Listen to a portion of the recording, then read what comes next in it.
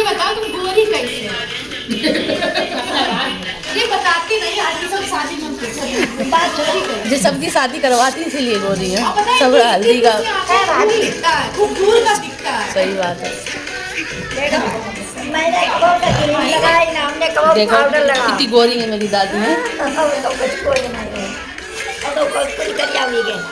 नहीं गोरी हो तो खींच ले फोटो मारी और क्या दिखाएंगे आप सबको सब कमाने वाले देखेंगे अरे जो कोई करना जिसमें वो ही ना हाँ सही बात है फोटो बनाए रही तुम देखो हमारी लती बहू की क्या बात है? दादी कुछ बोलो कुछ बोलो क्या बोले? मेरे लिए कुछ बोलो नहीं बोले हेलो गाइस बहू भाई हमारी बहू कैसी है बहू बहू हमारी अच्छी है अच्छी है बहू हाँ अच्छी है बहू अब एक दो गाली दे देंगी बाय बाय ए बाय बाय बहू नीकी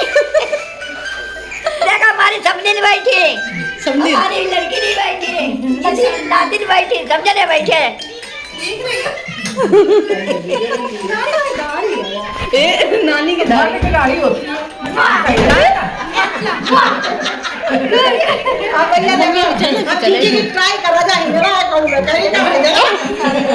रात में मेहंदी है नहीं भी रहने दोनों चलिए हाँ सही है क्या